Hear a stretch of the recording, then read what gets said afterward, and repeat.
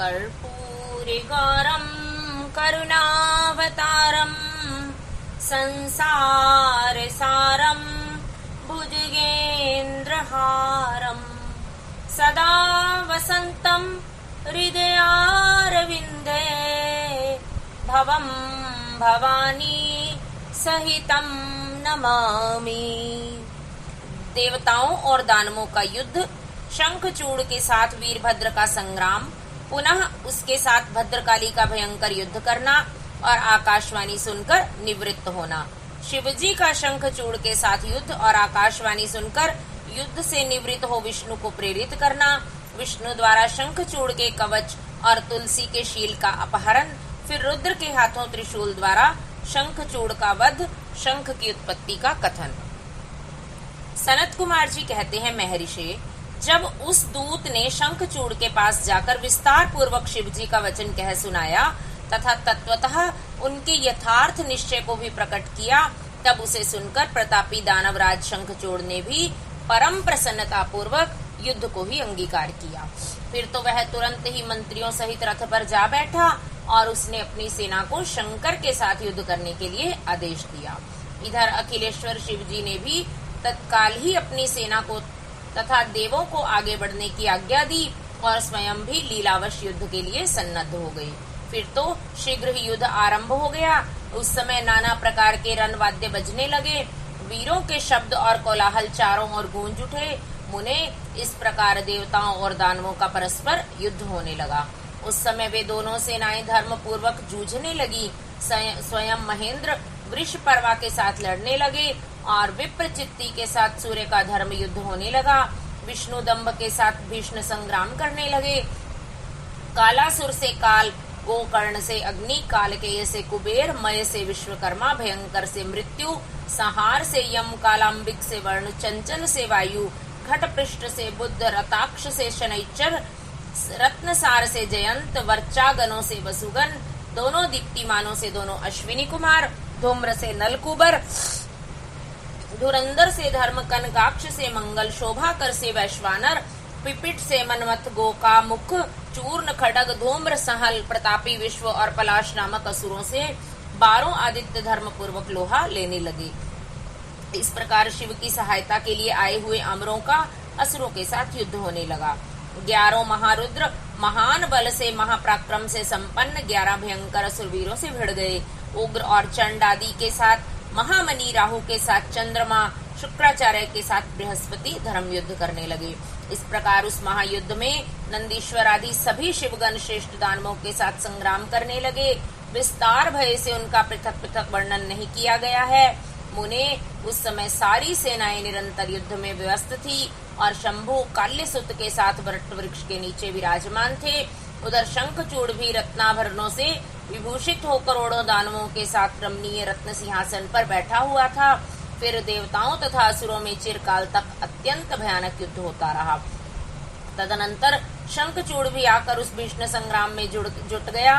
इसी बीच महाबली वीरभद्र समरभूमि में बलशाली शंखचूड़ से जा भिड़े। उस युद्ध में दानवराज जिन जिन अस्त्रों की वर्षा करता था, उनको वीरभद्र खेल ही खेल में अपने बाणों से काट डालते थे। व्यास जी, इसी समय देवी भद्रकाली ने समर भूमि में जाकर बड़ा भयंकर सिंहनाद किया। उनके शब्द को सुनकर सभी दानव मूर्छित हो गए।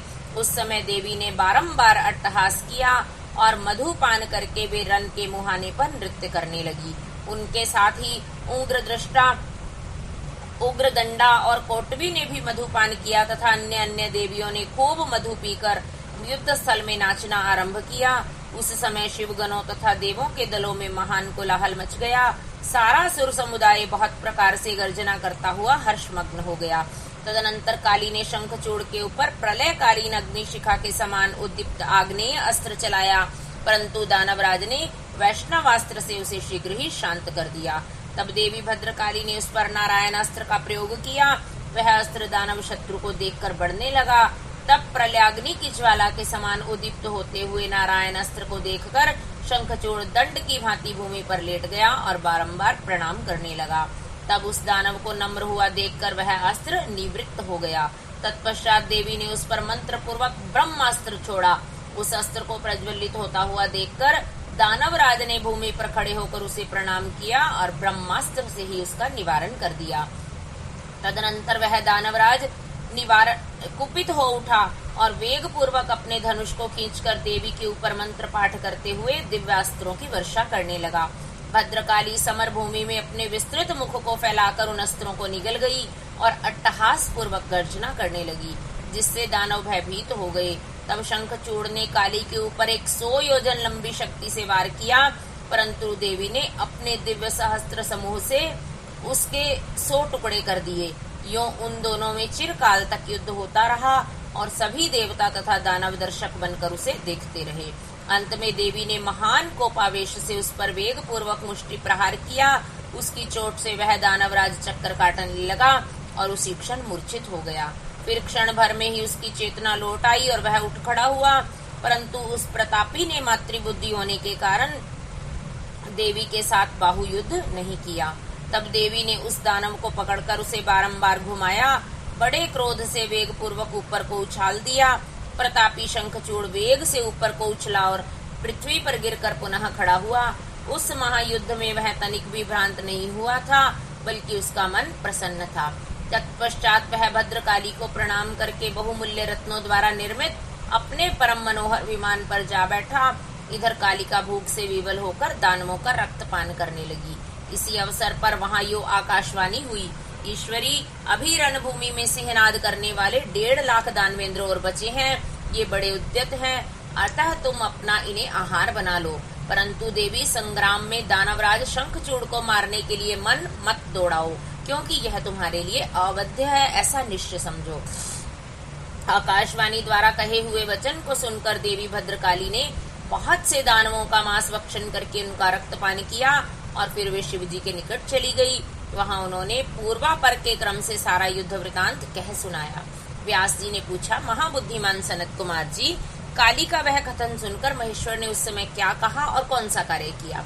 आप उसे वर्णन करने की कृपा करें, क्योंकि मेरे मन में उसे सुनने की प्रबल उत्कंठा जाग उठी है। सनत कुमार जी बोले, मुने, शंभु तो जीवों के कल्याणकर्ता परमेश्वर और बड़े लीला विहारी हैं। वे काली द्वारा कहे हुए वचन को सुनकर उन्हें आश्वासन देते हुए हंसने लगे। तदनंतर आकाशवाणी को सुनकर तत्व ज्ञान विशारद स्वयं शंकर अपने गणों के साथ समरभूमि की ओर चले। उस समय वे महावृषभ नंदीश्वर पर सवार थे और उन्हीं के समान पराक्रमी वीरभद्र, भैरव और क्षेत्रपाल आदि उनके साथ थे। रणभूमि में पहुंचकर महेश्वर ने वीर रूप धारण किया। उस समय उन रुद्र की बड़ी शोभा हो रही थी और वे मूर्तिमान काल से दिख रहे थे। जब शंखचूड़ की दृष्टि शिवजी पर पड़ी, तब वह विमान से उतर पड़ा और परम भक्ति के साथ दंड की भांति पृथ्वी पर लौटकर उसने सिर के बल उन्हें प्रणाम किया। इस प्रकार नमस्कार करने के पश्चात वह तुरंत ही अपने विमान पर जा बैठा और कवच धारण करके उसने धनुष बाण उठाया। फिर तो दोनों ओर से बाणों की झड़ी लग गई। यूं व्यर्थ ही बाण वर्षा करने वाले शिव और शंखचूड़ का वह उग्र युद्ध सैकड़ों वर्षों तक चलता रहा। अंत में युद्ध स्थल में शंखचूड़ का वध करने के लिए महाबली महेश्वर ने सहसा अपना वह त्रिशूल उठाया, जिसका निवारण करना बड़े बड़े तेजस्वियों के लिए भी अशक्य है। तब तत्काल ही उसका निषेध करने के लिए यूं आकाशवाणी हुई, शंकर, मेरी प्रार्थना सुनिए और इस समय इस त्रिशूल को मत चलाइए। ईश, यद्यपि आप क्षण मात्र में पूरे ब्रह्मांड का विनाश करने में सर्वथा समर्थ हैं, फिर इस अकेले दानव शंखचूड़ की तो बात ही क्या है। तथापि आप स्वामी के द्वारा देव मर्यादा का विनाश नहीं होना चाहिए। महादेव, आप उस देव मर्यादा को सुनिए और उसे सत्य एवं सफल बनाइए। वह देव मर्यादा यह है कि जब तक इस शंखचूड़ के हाथ में श्री हरि का परम उग्र कवच वर्तमान रहेगा और इसकी पतिव्रता पत्नी तुलसी का सतीत्व अखंडित रहेगा, तब तक इस पर जरा और मृत्यु अपना प्रभाव नहीं डाल सकेंगे। अतः जगदीश्वर शंकर, ब्रह्मा के इस वचन को सत्य कीजिए। तब सत्पुरुषों के आश्रय स्वरूप शिवजी ने उस आकाशवाणी को सुनकर तथास्तु कहकर उसे स्वीकार कर लिया और विष्णु को उस कार्य करने के लिए प्रेरित किया। फिर तो शिवजी की इच्छा से विष्णु वहां से चल पड़े। वे तो मायावियों में भी श्रेष्ठ मायावी ठहरे। अतः उन्होंने एक वृद्ध ब्राह्मण का वेश धारण किया और शंखचूड़ के पास निकट जाकर उससे यूं कहा। वृद्ध ब्राह्मण बोले, दानवेंद्र, इस समय मैं याचक होकर तुम्हारे पास आया हूँ, तुम मुझे भिक्षा दो। दीनवत्सल, अभी मैं अपने मनोरथ को प्रकट नहीं करूंगा। जब तुम देना स्वीकार कर लोगे तब पीछे उसे मैं बताऊंगा और तब तुम उसे पूर्ण करना। ब्राह्मण की बात सुनकर राजेंद्र शंखचूड़ का मुख और नेत्र प्रसन्नता से खिल उठे। जब उसने ओम कहकर स्वीकार कर लिया तब ब्राह्मण ने छलपूर्वक कहा, मैं तुम्हारा कवच चाहता हूँ। यह सुनकर ऐश्वर्यशाली दानवराज शंखचूड़ ने, जो ब्राह्मण भक्त और सत्यवादी था, वह दिव्य कवच जो उसे प्राण के समान प्यारा था, ब्राह्मण को दे दिया। इस प्रकार श्री हरि ने माया द्वारा उससे वह कवच ले लिया और फिर शंखचूड़ का रूप धारण करके वे तुलसी के पास पहुंचे। वहां जाकर सबके आत्मा एवं तुलसी के नित्य स्वामी श्री हरि ने शंखचूड़ के रूप से उसके शील का हरण कर लिया। इस समय विष्णु भगवान ने शंभु से अपनी सारी बात कह सुनाई। तब शिवजी ने शंखचूड़ के वध के निमित्त अपना उदीप्त त्रिशूल हाथ में लिया। परमात्मा शंकर का वह विजय नामक त्रिशूल अपनी उत्कृष्ट प्रभाव बिखेर रहा था। उससे सारी दिशाएं, पृथ्वी और आकाश प्रकाशित हो उठे। वह मध्यकालीन करोड़ों सूर्यों तथा प्रलय अग्नि की शिखा के समान चमकीला था। उसका निवारण करना असंभव था।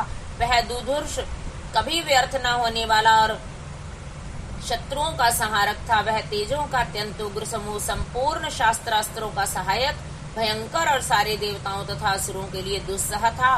वह एक ही स्थान पर ऐसा दमक रहा था मानो लीला का आश्रय लेकर संपूर्ण ब्रह्मांड का संहार करने के लिए उद्यत हो। उसकी लंबाई 1000 धनुष और चौड़ाई 100 हाथ थी। उस जीव ब्रह्म स्वरूप शूल का किसी के द्वारा निर्माण नहीं हुआ था। उसका रूप नित्य था। आकाश में चक्कर काटता हुआ वह त्रिशूल शिवजी की आज्ञा से शंखचूड़ के ऊपर गिरा और उसने उसी क्षण उसे राख की ढेरी बना दिया। विप्र, महेश्वर का वह शूल मन के समान वेगशाली था। वह शीघ्र ही अपना कार्य पूर्ण करके शंकर के पास आ पहुंचा और फिर आकाश मार्ग से चला गया। फिर उस समय स्वर्ग में दुदुम्बिया बजने लगी, गंधर्व और किन्नर गान करने लगे, देवों तथा मुनियों ने स्तुति करना आरंभ किया और अप्सराएं नृत्य करने लगी। शिवजी के ऊपर लगातार पुष्पों की वर्षा होने लगी और ब्रह्मा, विष्णु, इंद्र आदि देवता तथा मुनिगण उनकी प्रशंसा करने लगे। दानवराज शंखचूड़ भी शिवजी की कृपा से शाप मुक्त हो गया और उसे उसके पूर्व श्री कृष्ण पार्षद रूप की प्राप्ति हो गई। शंखचूड़ की हड्डियों से शंख जाति का प्रादुर्भाव हुआ, जिस शंख का जल शंकर के अतिरिक्त समस्त देवताओं के लिए प्रशस्त माना जाता है। महामुनि, श्री हरि और लक्ष्मी को तथा उनके संबंधियों को भी शंख का जल विशेष रूप से अत्यंत प्रिय है, किंतु शिव के लिए नहीं। इस प्रकार शंखचूड़ को मारकर शंकर, उमा, स्कंद और गणों के साथ प्रसन्नता पूर्वक नंदीश्वर पर सवार होकर शिवलोक को चले गए। भगवान विष्णु ने वैकुंठ के लिए प्रस्थान किया और देवगण परमानंद मग्न हो अपने अपने लोक को चले गए। उस समय जगत में चारों ओर परम शांति छा गई। सबको निर्विघ्न रूप से सुख मिलने लगा। आकाश निर्मल हो गया और सारी पृथ्वी पर उत्तम उत्तम मंगल कार्य होने लगी। मुने, इस प्रकार मैंने तुम्हें महेश के जिस चरित्र का वर्णन किया है वह आनंददायक, सर्व दुखहारी, लक्ष्मीप्रद और संपूर्ण कामनाओं को पूर्ण करने वाला है। ओम नमः शिवाय। विष्णु द्वारा तुलसी के शील हरण का वर्णन, कुपित हुई तुलसी द्वारा विष्णु को शाप, शंभु द्वारा तुलसी और शालग्राम शिला के महात्म्य का वर्णन। फिर व्यास जी के पूछने पर सनत कुमार जी ने कहा, महर्षि, रणभूमि में आकाशवाणी को सुनकर जब देवेश्वर शंभु ने श्रीहरि को प्रेरित किया तब वे तुरंत ही अपनी माया से ब्राह्मण का वेश धारण करके शंखचूड़ के पास जा पहुंचे और फिर उन्होंने उसे से परमोत्कृष्ट कवच मांग लिया। फिर शंखचूड़ का रूप बनाकर वे तुलसी के घर की ओर चले। वहां पहुंचकर उन्होंने तुलसी के महल के द्वार के निकट नगारा बजाया और जय जयकार से सुंदरी तुलसी को अपने आगमन की सूचना दी। उसे सुनकर सती साध्वी तुलसी ने बड़े आदर के साथ झरोखे के रास्ते राजमार्ग की ओर झांका और अपने पति को आया हुआ जानकर वह परमानंद में निमग्न हो गई। उसने तत्काल ही ब्राह्मणों को धन दान करके उनसे मंगलाचार कराया और फिर अपना श्रृंगार किया।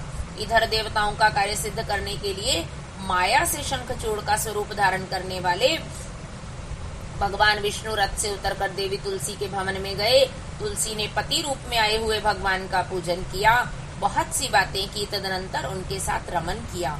तब उस साध्वी ने सुख, सामर्थ्य और आकर्षण में व्यतिक्रम देखकर सब पर विचार किया और संदेह उत्पन्न होने पर वह तू कौन है यो डांटती हुई बोली। तुलसी ने कहा, दुष्ट, मुझे शीघ्र बतला कि माया द्वारा मेरा उपभोग करने वाला तू कौन है? तूने मेरा सतीत्व नष्ट कर दिया है, अतः मैं तुम्हें अभी शाप देती हूँ। सनत कुमार जी कहते हैं, ब्राह्मण, तुलसी का वचन सुनकर श्री हरि ने लीला पूर्वक अपनी परम मनोहर मूर्ति धारण कर ली। तब उस रूप को देखकर तुलसी ने लक्षणों से पहचान लिया कि ये साक्षात विष्णु है, परंतु उनका पातिव्रत्य नष्ट हो चुका था, इसलिए वह कुपित होकर विष्णु से कहने लगी। तुलसी ने कहा, हे विष्णु, तुम्हारा मन पत्थर के सदृश कठोर है, तुम में दया का लेश मात्र भी नहीं है। मेरे पति धर्म के भंग हो जाने से निश्चय ही मेरे स्वामी मारे गए। क्योंकि तुम पाषाण सदृश कठोर, दया रहित और दुष्ट हो, इसलिए अब तुम मेरे शाप से पाषाण स्वरूप ही हो जाओ। सनत कुमार जी कहते हैं, मुने, यूं कहकर शंखचूड़ की वह सती साध्वी पत्नी तुलसी फूट फूट कर रोने लगी और शोकार्त होकर बहुत तरह से विलाप करने लगी। इतने में ही भक्तवत्सल भगवान शंकर वहां प्रकट हो गए और उन्होंने समझाकर कहा, देवी, अब तुम दुख को दूर करने वाली मेरी बात सुनो और श्री हरि भी स्वस्थ मन से उसे श्रवण करें, क्योंकि वो तुम दोनों के लिए जो सुख कारक होगा वही मैं कहूँगा। भद्रे, तुमने जिस मनोरथ को लेकर तप किया था, यह उसी तपस्या का फल है, भला वह अन्यथा कैसे हो सकता है? इसीलिए तुम्हें उसके अनुरूप ही फल प्राप्त हुआ है। अब तुम इस शरीर को त्याग कर दिव्य देह धारण कर लो और लक्ष्मी के समान होकर नित्य श्री हरि के साथ वैकुंठ में विहार करती रहो। तुम्हारा यह शरीर, जिसे तुम छोड़ दोगी, नदी के रूप में परिवर्तित हो जाएगा। वह नदी भारत वर्ष में पुण्य रूपा गंडकी के नाम से प्रसिद्ध होगी। महादेवी, कुछ काल के पश्चात मेरे वर के प्रभाव से देव पूजन सामग्री में तुलसी का प्रधान स्थान हो जाएगा। सुंदरी, तुम स्वर्ग लोक में, मृत्यु लोक में तथा पाताल में सदा श्री हरि के निकट ही निवास करोगी और पुष्पों में श्रेष्ठ तुलसी का वृक्ष हो जाओगी। तुम वैकुंठ में दिव्य रूप धारिणी वृक्षाधिष्ठात्री देवी बनकर सदा एकांत में श्री हरि के साथ क्रीड़ा करोगी।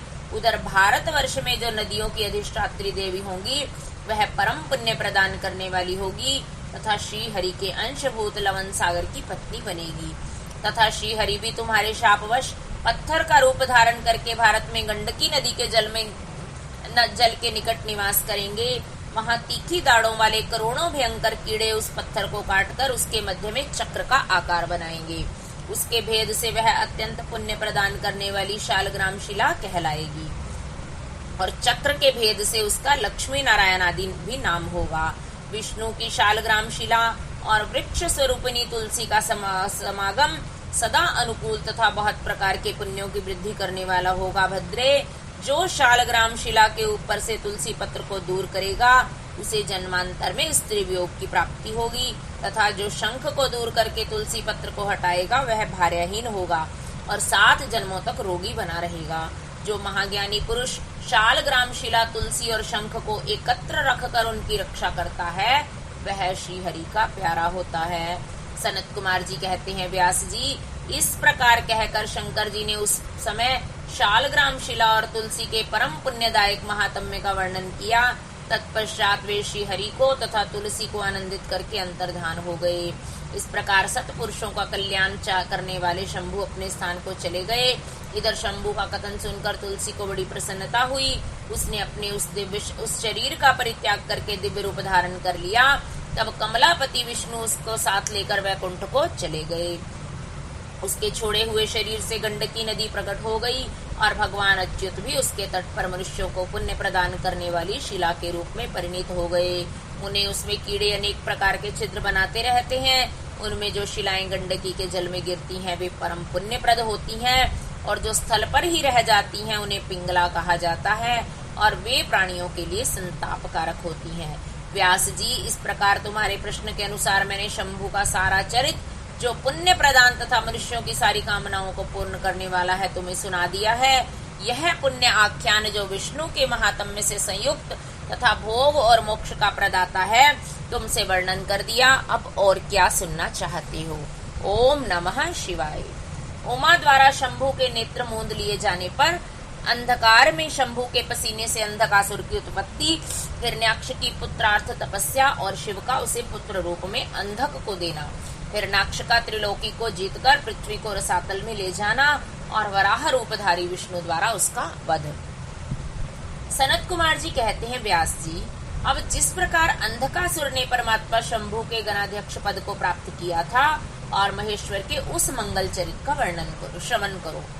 मुनीश्वर, अंधकासुर ने पहले शिवजी के साथ बड़ा घोर संग्राम किया था, परंतु पीछे बारंबार सात्विक भाग के उद्रेक से उसने शंभु को प्रसन्न कर लिया, क्योंकि नाना प्रकार की लीलाएं करने वाले शंभु शरणागत रक्षक तथा परम भक्त वत्सल है। उनका महात्म्य परम अद्भुत है। व्यास जी ने पूछा, ऐश्वर्यशाली मुनिवर, वह अंधक कौन था और भूतल पर किस वीरवान के कुल में उत्पन्न हुआ था? दैत्यों में प्रधान और महामनस्वी उस बलवान अंधक का स्वरूप कैसा था और वह किसका पुत्र था? उसने परम तेजस्वी शंभु की गणाध्यक्षता को कैसे प्राप्त किया? यदि अंधक गणेश्वर हो गया तब तो वह परम धन्यवाद का पात्र है। सनत कुमार जी कहते हैं, मुने, पूर्व काल की बात है। एक समय भक्तों पर कृपा करने वाले तथा देवताओं के चक्रवर्ती सम्राट भगवान शंकर को विहार करने की इच्छा हुई। तब वे पार्वती और गणों को साथ लेकर अपने निवास भूत कैलाश पर्वत से चलकर काशीपुरी में आए। वहां उन्होंने उस पुरी को अपनी राजधानी बनाया और भैरव नामक वीर को उसका रक्षक नियुक्त किया। फिर पार्वती जी के साथ रहते हुए वे भक्तजनों को सुख देने वाली अनेक प्रकार की लीलाएं करने लगे। एक समय वे उसके वरदान के प्रभाववश अनेकों वीराग्रण्य गणेश्वरों और शिवा के साथ मंदराचल पर गए और वहां भी तरह तरह की क्रीड़ाएं करने लगे। एक दिन जब प्रचंड पराक्रमी कपर्दी शिव मंदराचल की पूर्व दिशा में बैठे थे, उसी समय गिरिजा ने नर्म क्रीड़ावश उनके नेत्र बंद कर दिए। इस प्रकार जब पार्वती ने मूंगे, सुवर्ण और कमल की प्रभाव वाले अपने कर कमलों से हर के नेत्र बंद कर दिए, तब उनके नेत्रों के मूंद जाने के कारण वहां क्षण भर में ही घोर अंधकार फैल गया। पार्वती के हाथों का महेश्वर के शरीर के साथ स्पर्श होने के कारण शंभु के ललाट में स्थित अग्नि से संतप्त हो मद जल प्रकट हो गया और जल की बहुत सी बूंदें टपक पड़ी। तदनंतर उन बूंदों ने एक गर्भ का रूप धारण कर लिया। उससे एक ऐसा जीव प्रकट हुआ जिसका मुख विकराल था। वह अत्यंत भयंकर क्रोधी कृतघ्न अंधा कुरूप जटाधारी काले रंग का मनुष्य से भिन्न बेडोल और सुंदर बालों वाला था। उसके कंठ से घोर घर घर शब्द निकल रहा था। वह कभी गाता, कभी हंसता और कभी रोने लगता था तथा जबड़ों को चाटते हुए नाच रहा था। उस अद्भुत दृश्य वाले जीव के प्रकट होने से पर शिव जी ने मुस्कुराकर पार्वती जी से बोले। श्री महेश्वर ने कहा, प्रिय, मेरे नेत्रों को मूंदकर तुमने ही तो यह कर्म किया है, फिर तुम उससे भय क्यों कर रही हो? शंकर जी के उस वचन को सुनकर गौरी हंस पड़ी और उनके नेत्रों पर से उन्होंने अपना हाथ हटा लिया। फिर तो वहां प्रकाश छा गया, परंतु उस प्राणी का रूप भयंकर ही बना रहा और अंधकार से उत्पन्न होने के कारण उसके नेत्र भी अंधे थे। तब वैसे प्राणी को प्रकट हुआ देखकर गौरी ने महेश्वर से पूछा। गौरी ने कहा, भगवान, मुझे सच सच बतलाइए कि हम लोगों के सामने प्रकट हुआ यह बेडोल प्राणी कौन है? यह तो अत्यंत भयंकर है। किस निमित्त को लेकर किसने इसकी सृष्टि की है और यह किसका पुत्र है? सनत कुमार जी कहते हैं, महर्षि, जब लीला रचने वाली तथा तीनों लोकों की जननी गौरी ने सृष्टिकर्ता की उस अंधी सृष्टि के विषय में यो प्रश्न किया, तब लीला विहारी भगवान शंकर अपनी प्रिया के उस वचन को सुनकर कुछ मुस्कुराए और इस प्रकार बोले। महेश्वर ने कहा, अद्भुत चरित्र वाली अंबिके, सुनो। जब तुमने मेरे नेत्र मूंद लिए थे, उसी समय यह अद्भुत एवं प्रचंड पराक्रमी प्राणी मेरे पसीने से प्रकट हुआ। इसका नाम अंधक है। तुम ही इसको उत्पन्न करने वाली हो, अतः सखियों सहित तुम्हें करुणा पूर्वक इसकी गणों से यथा योग्य रक्षा करते रहना चाहिए। आर्य, इस प्रकार बुद्धि पूर्वक विचार करके ही तुम्हें सब कार्य करना चाहिए। सनत कुमार जी कहते हैं, मुने, अपने स्वामी के ऐसे वचन सुनकर गौरी का हृदय करुणाद्र हो गया। वे अपनी सखियों सहित अंधक की अपने पुत्र की भांति नाना प्रकार के उपायों द्वारा रक्षा करने लगी। तदनंतर शिशिर ऋतु आने पर दैत्य हिरणाक्ष पुत्र की कामना से उसी वन में आया, क्योंकि उसकी पत्नी ने उसके ज्येष्ठ बंधु की संतान परंपरा को देखकर उसे संतानार्थ तपश्चर्या के लिए प्रेरित किया था। वहां वह कश्यप नंदन हिरण्याक्ष वन का आश्रय ले पुत्र प्राप्ति के लिए घोर तप करने लगा। उसके मन में महेश्वर के दर्शन की इच्छा थी। अतः वह क्रोध आदि दोषों को अपने काबू में करके ठूंठ की भांति निश्चल हो समाधिस्थ हो गया। द्विजेंद्र तब जिसकी ध्वजा में वृष का चिन्ह विद्यमान है तथा जो पिनाक धारण करने वाले हैं, वे महेश उसकी तपस्या से पूर्णतया प्रसन्न हो उसे वर प्रदान करने के लिए चले और उस स्थान पर पहुंचकर दैत्य प्रवर हिरणाक्ष से बोले। महेश ने कहा, दैत्यनाथ, अब तू अपनी इंद्रियों का विनाश मत कर। किस लिए तूने इस व्रत का आश्रय लिया है? तू अपना मनोरथ तो प्रकट कर। मैं वरदाता शंकर हूँ, अतः तेरी जो अभिलाषा होगी वह सब तुझे प्रदान करूंगा। सनत कुमार जी कहते हैं, महर्षि, महेश्वर के उस सरस वचन को सुनकर दैत्यराज हिरणाक्ष परम प्रसन्न हुआ।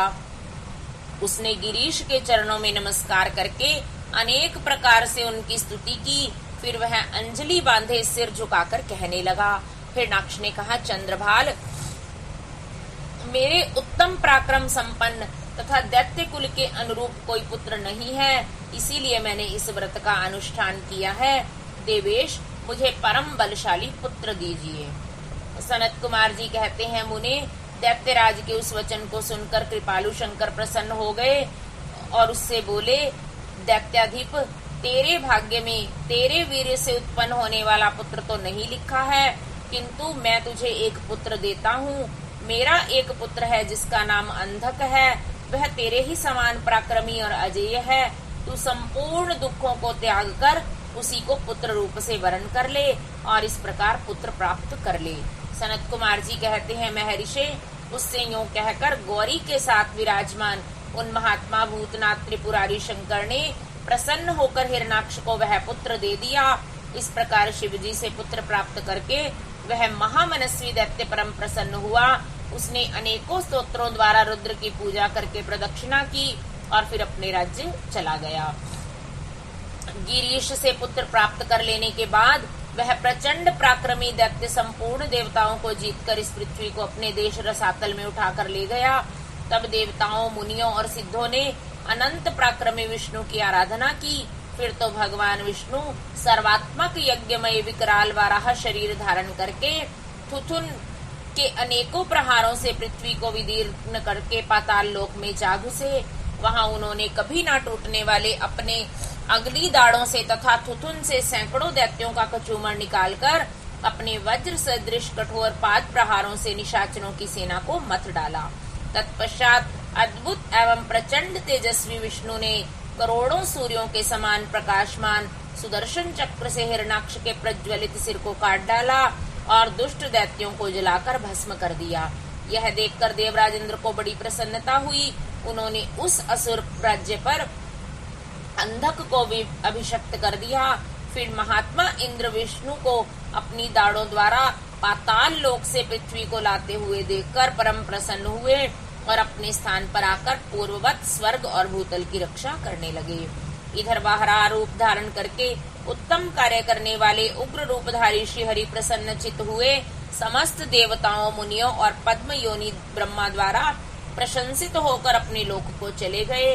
इस प्रकार वाराह रूपधारी विष्णु द्वारा असुर राज हिरणाक्ष के मारे जाने पर समस्त देव, मुनि तथा अन्य अन्य सभी जीव भी सुखी हो गए। ओम नमः शिवाय। हिरण्यकश्यप की तपस्या और ब्रह्मा से वरदान पाकर उसका अत्याचार, नृसिंह द्वारा उसका वध और प्रहलाद को राज्य प्राप्ति।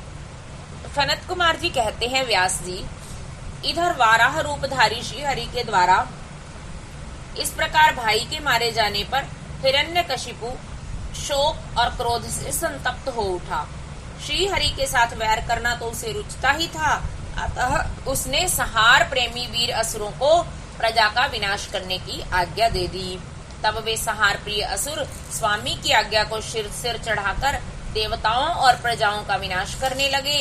इस प्रकार जब उन दुष्ट चित्त वालों असुरों द्वारा सारा देवलोक तहस नहस कर दिया गया, तब देवता स्वर्ग को छोड़कर गुप्त काल से भूतल पर विचरने लगे।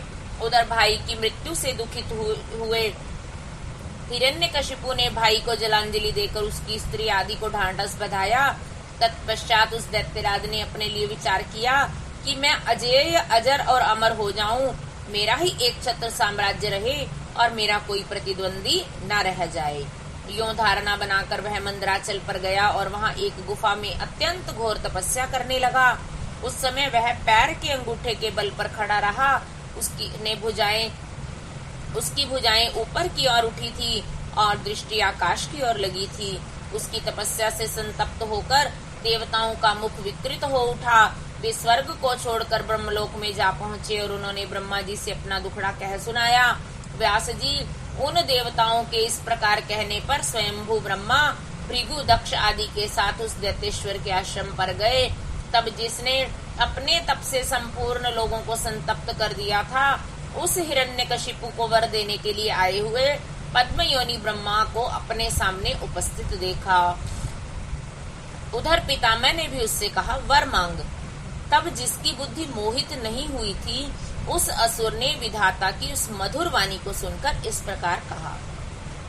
हिरण्यकशिपु बोला, ऐश्वर्यशाली प्रजापति पितामह, मैं चाहता हूँ कि स्वर्ग में, भूतल पर, दिन में, रात में, ऊपर अथवा नीचे, कहीं भी शस्त्र, अस्त्र, पाश, व्रज, शुष्क वृक्ष, पर्वत, जल, अग्नि के रूप में शत्रु के प्रहार से देवता, दैत्य, मुनि, सिद्ध, किम बहुना आप द्वारा रचे हुए जीवों के हाथों मुझे कभी भी मृत्यु का भय ना हो।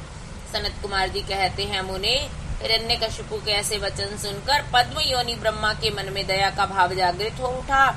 उन्होंने मन ही मन भगवान विष्णु को प्रणाम करके उससे कहा, दैत्येंद्र, मैं तुझ पर प्रसन्न हूँ, अतः तुझे सारी वस्तुएं प्राप्त होंगी। तूने 96,000 वर्षों तक तप किया है, अब तेरी कामना पूर्ण हो चुकी है, अतः तप से विरत होकर उठ और दानवों के राज्य का उपभोग कर। ब्रह्मा की वाणी सुनकर हिरण्यकशिपु का मुख प्रसन्नता से खिल उठा। इस प्रकार जब पितामह ने उसे दानव राज्य पर अभिषिक्त कर दिया, तब वह उन्मत्त हो उठा और त्रिलोकी को नष्ट करने का विचार करने लगा। फिर तो उसने संपूर्ण धर्मों का उच्छेद करके संग्राम में समस्त देवताओं को भी जीत लिया।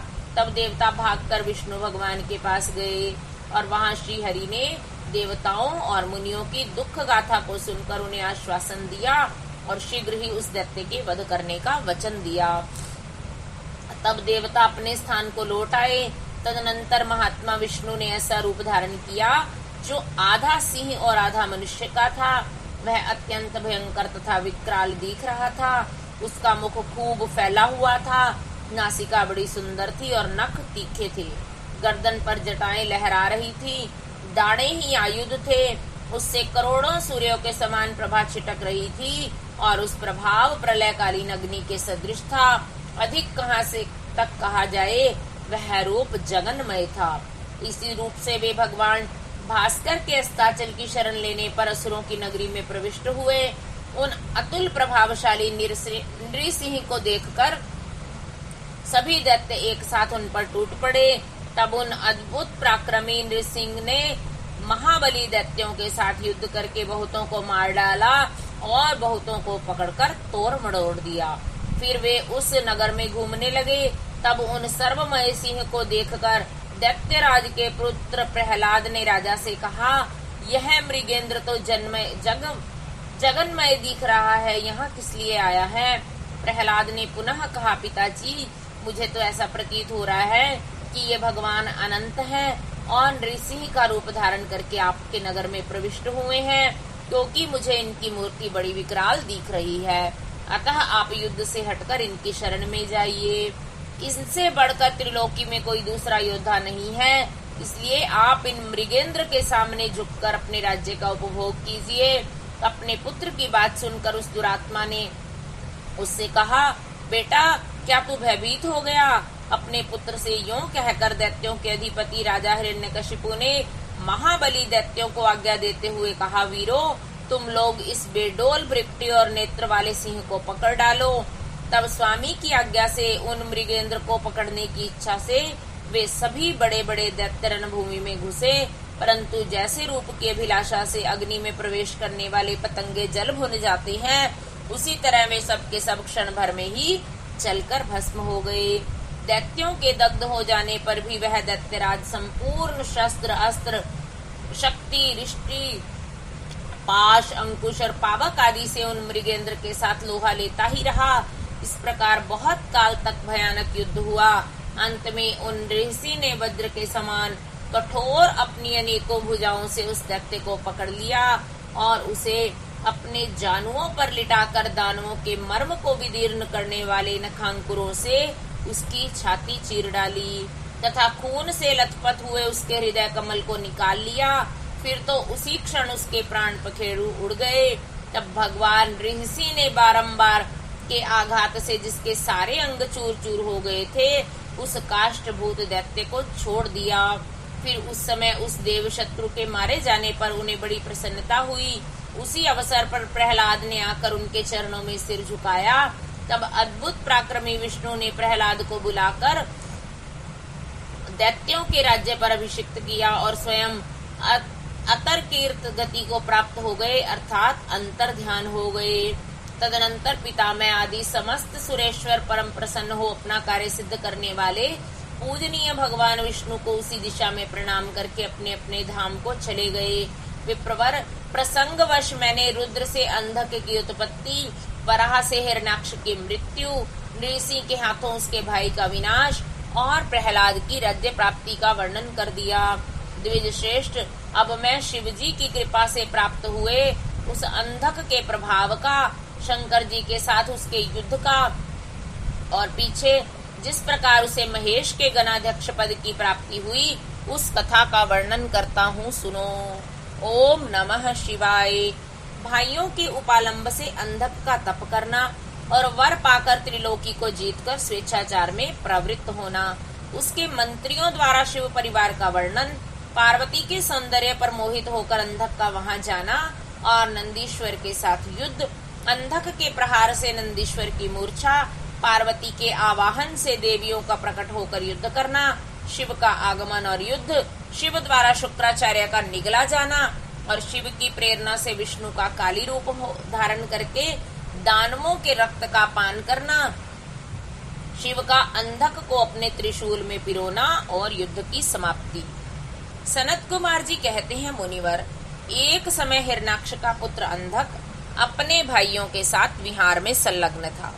उसी समय उसके कामासक्त मदांध भाइयों ने उससे कहा, अरे अंधे, तुम्हें तो अब राज्य से क्या प्रयोजन। हिरण्याक्ष तो मूर्ख था जो उसने घोर तप द्वारा शंकर जी को प्रसन्न करके भी तुम जैसे कुरूप, बेडोल, कलिप्रिय और नेत्रहीन को प्राप्त किया। ऐसे तुम राज्य के भागी तो हो ही नहीं सकते, क्योंकि भले तुम विचार करो, कहीं दूसरे से उत्पन्न हुआ पुत्र भी राज्य पाता है। सच पूछो तो निश्चय ही इस राज्य के भागी हम ही लोग हैं। शरद कुमार जी कहते हैं, मुने, उन लोगों की बात सुनकर वह अंधक दीन हो गया। फिर उसने स्वयं ही बुद्धि पूर्वक विचार करके तरह तरह की बातों से उन्हें शांत किया और रात के समय वह निर्जन वन में चला गया। वहां उसने हजारों वर्षों तक घोर तप करके अपने शरीर को सुखा डाला और अंत में उस शरीर को अग्नि में होम देना चाहा। तब ब्रह्मा जी ने उसे वैसा करने से रोककर कहा, दानव, अब तू वर मांग ले। सारे संसार में जिस दुर्लभ वस्तु को प्राप्त करने की तेरी अभिलाषा हो उसे तू मुझसे ले ले। पद्म योनि ब्रह्मा के वचन सुनकर वह दैत्य दीनता एवं नम्रता पूर्वक कहने लगा, भगवन, जिन निष्ठुरों ने मेरा राज्य छीन लिया है वह सब दैत्य आदि मेरे भृत्य हो जाएं, मुझ अंधे को दिव्य चक्षु प्राप्त हो जाएं, इंद्र आदि देवता मुझे कर दिया करें और देवता, दैत्य, गंधर्व, यक्ष, नाग, मनुष्य, दैत्यों के शत्रु नारायण, सर्वमय शंकर तथा अन्य अन्य किन्हीं भी प्राणियों से मेरी मृत्यु न हो। उसके उस अत्यंत दारुण वचन को सुनकर ब्रह्मा जी संशक्तित हो उठे और उससे बोले। ब्रह्मा जी ने कहा, दैत्येंद्र, ये सारी बातें तो हो जाएंगी, किंतु तू अपने विनाश का कोई कारण भी तो स्वीकार कर ले, क्योंकि जगत में कोई ऐसा प्राणी न हुआ है और न ही आगे होगा जो काल के गाल में न गया हो। फिर तुझ जैसे सत्पुरुषों को तो अत्यंत लंबे जीवन का विचार त्याग ही देना चाहिए। ब्रह्मा के इस भरे हुए अन्य वचन को सुनकर वह पुनः बोला। अंधक ने कहा, प्रभु, तीनों कालों में जो उत्तम, मध्यम और नीच नारियां होती हैं, उन्हीं नारियों में कोई रत्नभूता नारी मेरी जननी होगी। वह मनुष्य लोक के लिए दुर्लभ शरीर, मन और वचन से भी अगम्य है। उसमें राक्षस भाव के कारण जब मेरी काम भावना उत्पन्न हो जाए तभी मेरा नाश हो। उसकी बात सुनकर स्वयंभू ब्रह्मा को महान आश्चर्य हुआ। वे शंकर जी के चरण कमलों का स्मरण करने लगे। तब शंभू की आज्ञा पाकर वे उस अंधक से बोले। ब्रह्मा जी ने कहा, दैत्यवर, तू जो कुछ चाहता है तेरे वे सभी सकाम वचन पूर्ण होंगे। दैत्येंद्र, अब तू उठ, अपना अभिष्ट प्राप्त कर और सदा वीरों के साथ युद्ध करता रहे। मुनीश, हिरण्याक्ष पुत्र अंधक के शरीर में नसें और हड्डियां ही रह गई थी। वह ब्रह्मा के ऐसे वचन को सुनकर शीघ्र ही भक्ति पूर्वक उन लोकेश्वर के चरणों में लौट गया और इस प्रकार बोला। अंधक ने कहा, विभो, जब मेरे शरीर में नसें और हड्डियां मात्र ही शेष रह गई हैं, तब मैं भला इस देह से शत्रु सेना में प्रवेश करके कैसे युद्ध कर सकूंगा। अतः अब आप अपने पवित्र हाथ से मेरा स्पर्श करके इस शरीर को मांसल बना दीजिए। सनत कुमार जी कहते हैं, महर्षि, अंधक की प्रार्थना सुनकर ब्रह्मा जी ने अपने हाथ से उसका शरीर स्पर्श किया। फिर वे मुनिगणों और सिद्ध समूहों से भली भांति पूजित हो देवताओं के साथ अपने धाम को चले गए। ब्रह्मा के स्पर्श करते ही उस दैत्यराज का शरीर भरा पूरा हो गया, जिसमें उसे बल का संचार हो आया और नेत्रों के प्राप्त हो जाने से वह सुंदर दिखने लगा। तब उसने प्रसन्नता पूर्वक अपने नगर में प्रवेश किया। उस समय प्रहलाद आदि श्रेष्ठ दानवों ने जब उसे वरदान प्राप्त करके आया हुआ जाना, तब वे सारा राज्य उसे समर्पित करके उसके वशवर्ती भृत्य हो गए। तदनंतर अंधक सेना और भृत्य वर्ग को साथ ले स्वर्ग को जीतने के लिए गया। वहां संग्राम में समस्त देवताओं को पराजित करके उसने वज्रधारी इंद्र को अपना करत बना लिया। उसने यत्र तत्र बहुत सी लड़ाइयां लड़कर नागों, सुपूर्णों, श्रेष्ठ राक्षसों, गंधर्वों, यक्षों, मनुष्यों, बड़े बड़े पर्वतों, वृक्षों और सिंह आदि समस्त चौपायों को भी जीत लिया। यहाँ तक कि उसने चराचर त्रिलोकी को अपने वश में कर लिया। तदनंतर वह रसातल में, भूतल पर, स्वर्ग में जितनी सुंदर रूप वाली नारियां थी, उनमें से हजारों को जो अत्यंत दर्शनीय तथा अपने अनुकूल थी, साथ लेकर विभिन्न पर्वतों पर तथा नदियों के रमणीय तटों पर विहार करने लगा। दैत्यराज अंधक सदा दुष्टों का ही संग करता था, जिससे उसकी बुद्धि मद से अंधी हो गई थी, जिससे उस मूढ़ को कुछ भी ज्ञान नहीं रह गया। परलोक में ही आत्मा को सुख देने वाला भी कोई कर्म करना चाहिए। इस प्रकार वह महामनस्वी दैत्य उन्मुक्त हो और अपने सारे प्रधान पुत्रों को कुतर्कवाद से पराजित करके दैत्यों सहित संपूर्ण वैदिक धर्मों का विनाश करता हुआ विचरण करने लगा। वह धन के मद से अभिभूत हो वेद, देवता, ब्राह्मण और गुरु आदि के किसी को भी नहीं मानता था। प्रारब्धवश उसकी आयु समाप्त हो चुकी थी। इसी से वह स्वेच्छाचार में प्रवृत्त हो व्यर्थ में ही अपनी आयु के शेष दिन गंवाता हुआ रमन कर रहा था। उस दानवेंद्र के 3 मंत्री थे, जिनका नाम थे दुर्योधन, वैधस और हस्ती। एक समय उन तीनों ने उस पर्वत के किसी रमणीय स्थान पर एक परम रूपवती नारी को देखा। उसे देखकर वह शीघ्रगामी श्रेष्ठ दैत्य हर्षमग्न हो तुरंत ही महादैत्यपति वीरवर अंधक के पास पहुंचे और बड़े प्रेम से उसे देखी हुई घटना का वर्णन करने लगे। मंत्रियों ने कहा, दैत्येंद्र, यहाँ एक गुफा के भीतर हमने एक मुनि को देखा है। ध्यानस्थ होने के कारण उसके नेत्र बंद हैं। वह बड़ा रूपवान है। उसके मस्तक पर अर्धचंद्र की कला अपनी छटा बिखेर रही है और कमर में गजेंद्र की खाल बंधी हुई है। बड़े बड़े नाग उसके सारे शरीर में लिपटे हुए हैं। खोपड़ियों की माला ही उस जटाधारी का आभूषण है। उसके हाथ में त्रिशूल है तथा एक विशाल धनुष, बाण और तुनीर भी वह धारण किए हुए है। उसका अक्षसूत्र स्पष्ट दिख रहा है। उसके 4 भुजाएं और लंबी लंबी जटाएं हैं। वह खड्ग, त्रिशूल और रकुट धारण किए हुए है। उसकी आकृति अत्यंत गौर है और उस पर भस्म का अनुलेप लगा हुआ है। वह अपने उत्कृष्ट तेज से सुशोभित हो रहा है। इस प्रकार उस श्रेष्ठ तपस्वी का सारा वेश ही अद्भुत है। उससे थोड़ी ही दूरी पर हमने एक और पुरुष को देखा जो विकराल वानर सा है। उसका मुख बड़ा ही भयंकर है। वह सभी आयुध धारण किए हुए है, परंतु उसका हाथ रुक्ष है। वह उस तपस्वी की रक्षा में तत्पर है। उसके पास ही एक बूढ़ा सफेद रंग का बैल भी बैठा है। हम उस बैठे हुए तपस्वी के पास सर्वभाग में हमने एक शुभ लक्षण संपन्ना नारी को भी देखा है। वह भूतल पर रत्न स्वरूपा है। उसका रूप बड़ा मनोरम है और तरुणी होने के नाते वह सबके मन को मोहे लेती है। मूंगे, मोती, मणि, सुवर्ण, रत्न और उत्तम वस्त्रों से वह सुसज्जित है। उसके गले में सुंदर मालाएं लटक रही हैं। कहाँ तक कहें, वह इतनी सुंदर है कि जिसने उसे एक बार देख लिया उसी का नेत्र धारण करना सफल है। उसे फिर इस लोक में अन्य वस्तुओं को देखने से क्या प्रयोजन। वह दिव्य नारी पुण्यात्मा मुनीश्वर महेश की मान्या एवं प्रियतमा भार्या है। दैत्येंद्र, आप तो उत्तमोत्तम रत्नों का उपभोग करने वाले हैं, अतः उसे यहाँ बुलवा कर देखिए, वह आपके भी देखने योग्य है। सनत कुमार जी कहते हैं, मुनि श्रेष्ठ, मंत्रियों के उन वचनों को सुनकर दैत्यराज अंधक कामातुर हो उठा। उसके सारे शरीर में कंप छा गया। फिर तो उसने तुरंत ही दुर्योधन आदि को उस मुनि के पास भेजा। मंत्रियों ने वहां जाकर मुनीश्वर को प्रणाम करके उनसे अंधकासुर का संदेश कहा और बदले में शिवजी का उत्तर सुनकर वे लौटकर अंधक से बोले। मंत्रियों ने कहा, राजन, आप तो संपूर्ण दैत्यों के स्वामी हैं, फिर भी उस महान पराक्रमी वीरवर तपस्वी मुनि ने अपनी बुद्धि से त्रिलोकी को तृण के समान समझकर हंसते हुए आपके लिए ऐसी बातें कही हैं। उस निशाचर का शौर्य और धैर्य अस्थिर है। वह दानव, कृपण, सत्वहीन, क्रूर, कृतघ्न और सदा ही पाप कर्म करने वाला है।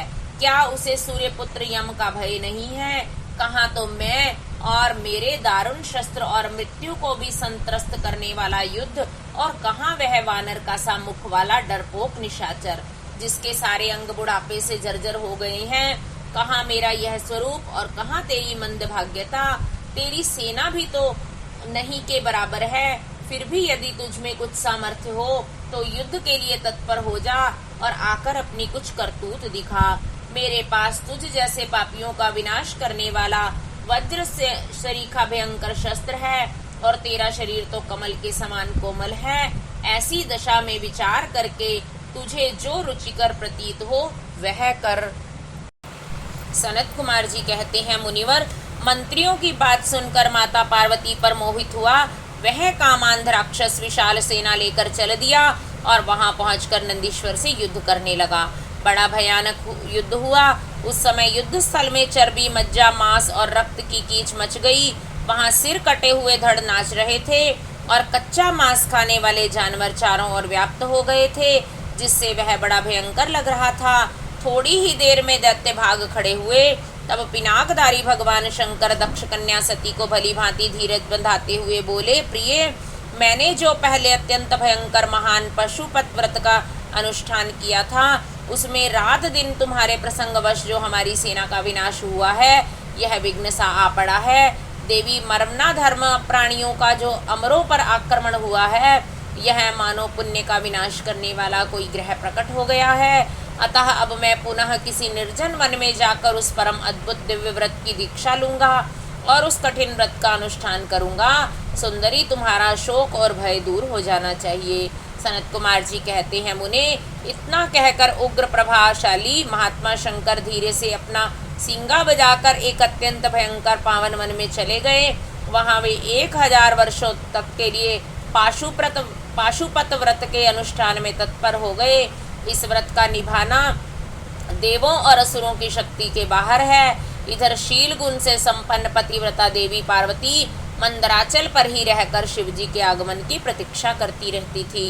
यद्यपि पुत्र स्थानीय वीरकगण उसकी सुरक्षा में तत्पर थे, तथापि उस गुहा के भीतर अकेली रहने के कारण वे सदा भयभीत रहती थी, जिससे उन्हें बड़ा दुख होता था। इसी बीच वरदान के प्रभाव से उन्मुक्त हुआ वह दैत्य अंधक, जिसका धैर्य कामदेव के बाणों से छिन्न भिन्न हो गया था, अपने मुख्य योद्धाओं को साथ ले पुनः उस गुफा पर चढ़ाया। वहां सैनिकों सहित उसके वीरकगण के साथ अत्यंत अद्भुत युद्ध किया। उस समय सभी वीरों ने अन्न, जल और नींद का परित्याग कर दिया था। इस प्रकार वह युद्ध लगातार 505 दिन रात तक चलता रहा। अंत में दैत्यों की भुजाओं से छूटे हुए आयुधों के प्रहार से नंदीश्वर का शरीर घायल हो गया, जिससे वे गुह द्वार पर गिर पड़े और मूर्छित हो गए। उनके गिरने से गुहा का सारा दरवाजा ही ढक गया, जिससे उसका खोला जाना असंभव था। फिर दैत्यों ने 2 ही घड़ी में सारे वीरगण को अपने अस्त्र समूहों से आच्छादित कर दिया। तब पार्वती ने भगवान विष्णु और ब्रह्मा जी का स्मरण किया। स्मरण करते ही ब्राह्मी, नारायणी, इंद्री, वैश्वानरी, याम्या, नैऋति, वारुणी, वायवी, कौबेरी, यक्षेश्वरी, गारुड़ी आदि देवियों के रूप में समस्त देवता यक्ष, सिद्ध, गुह्यक आदि शस्त्रास्त्रों से सुसज्जित होकर अपने अपने वाहनों पर सवार होकर पार्वती जी के पास आ पहुँचे और राक्षसों से भिड़ गए। कुछ समय बाद भगवान शिव भी आ गए। फिर तो घोर युद्ध हुआ। तदनंतर शुक्राचार्य को संजीवनी विद्या के द्वारा दैत्यों को जीवित करते देख भूतनाथ शिव जी उनको निगल गए। इससे सारे दैत्य ढीले पड़ गए। व्यास जी अंधक महान पराक्रमी वीर और त्रिपुर हंता शिव के समान बुद्धिमान था। सैकड़ों वरदान मिल जाने के कारण वह उन्माद के वशीभूत हो रहा था। यद्यपि बहुसंख्यक शस्त्रास्त्रों की चोट से उसका शरीर जर्जर हो गया था, फिर भी शिवजी पर विजय पाने के लिए उसने दूसरी माया रची। जब प्रलयकालीन अग्नि के समान शरीर धारण करने वाले भूतनाथ त्रिपुरारी शंकर ने अपने त्रिशूल से उसे बुरी तरह छेद डाला, तब भूतल पर गिरे हुए उसके रक्त कणों से यूथ के यूथ अंधक प्रकट हो गए। उसने सारी रणभूमि व्याप्त हो गई। वे विकृत मुख वाले भयंकर राक्षस अंधक के सदृश ही पराक्रमी थे। इस प्रकार जब पशुपति द्वारा मारे गए सैनिकों के घावों से निकले हुए अत्यंत गरम गरम रक्त बिंदुओं से दूसरे सैनिक उत्पन्न होने लगे, तब बहुत सी भुजारूपी लताओं द्वारा आक्रांत होने के कारण कुपित हुए बुद्धिमान भगवान विष्णु ने प्रमथनाथ शिव को बुलाकर योग बल से एक ऐसा अजेय स्त्री रूप धारण किया जिसका मुख विकृत था और रूप उग्र, विकराल और कंकाल मात्र था। वह स्त्री रूप शंभु के कान से निकला था। जब उन देवी ने रणभूमि में उपस्थित हो अपने युगल चरणों से सारी पृथ्वी को अलंकृत किया, तब सभी देवता उनकी स्तुति करने लगे। तत्पश्चात भगवान ने उनकी बुद्धि को प्रेरित किया। फिर तो वे क्षुधार्त होकर रण के मुहाने पर उन सैनिकों के तथा दैत्यराज के शरीर से निकले हुए अत्यंत गरम गरम रुधिर का पान करने लगी, जिससे राक्षसों का उत्पन्न होना बंद हो गया। तदनंतर एकमात्र अंधक ही बच गया। यद्यपि उसके शरीर का रक्त सूख गया था, तथापि अपने कुलोचित सनातन क्षात्र धर्म का स्मरण करके अविनाशी भगवान शंकर के साथ भयंकर थप्पड़ों से, वज्र सदृश जानुओं और चरणों से, वज्राकार नखों से, मुख, भुजा और सिरों से संग्राम करता रहा। तब प्रमथनाथ शिव ने रणभूमि में उसका हृदय विदीर्ण करके उसे शांत कर दिया। फिर त्रिशूल भोंक कर उसे स्थानुक के समान ऊपर को उठा लिया। उसका जर्जर शरीर नीचे को लटक रहा था। सूर्य की किरणों से उसे सुखा दिया। पवन के झोंकों से युक्त मेघों ने मूसलाधार जल बरसाकर उसे गीला कर दिया। हिमखंड के समान शीतल चंद्रमा की किरणों ने उसे विशीर्ण कर दिया। फिर भी उस दैत्यराज ने अपने प्राणों का परित्याग नहीं किया। उसने विशेष रूप से शिवजी का स्तवन किया। तब करुणा के अगाध सागर शंभु प्रसन्न हो गए और उन्होंने उसे प्रेम पूर्वक गणाध्यक्ष का पद प्रदान कर दिया। तत्पश्चात युद्ध के समाप्त हो जाने पर लोकपालों ने नाना प्रकार से सार गर्भित स्तोत्रों द्वारा विधि पूर्वक शिवजी की अर्चना की और हर्षित हुए ब्रह्मा, विष्णु आदि देवों ने गर्दन झुकाकर उत्तमोत्तम स्तुतियों द्वारा उसका स्तवन किया। फिर जय जयकार करते हुए वे आनंद मनाने लगे। तदनंतर शिवजी उन सबको साथ ले आनंद पूर्वक गिरिराज की गुफा को लौट आए। वहां उन्होंने अपनी अंशभूत पूजनीय देवताओं को नाना प्रकार की भेंट समर्पित करते हुए उन्हें विदा किया और स्वयं प्रमुदित हुई गिरिराज कुमारी के साथ उत्तमोत्तम लीलाएं करने लगे। ओम नमः शिवाय। बोल शंकर भगवान की जय। उमापति महादेव की जय।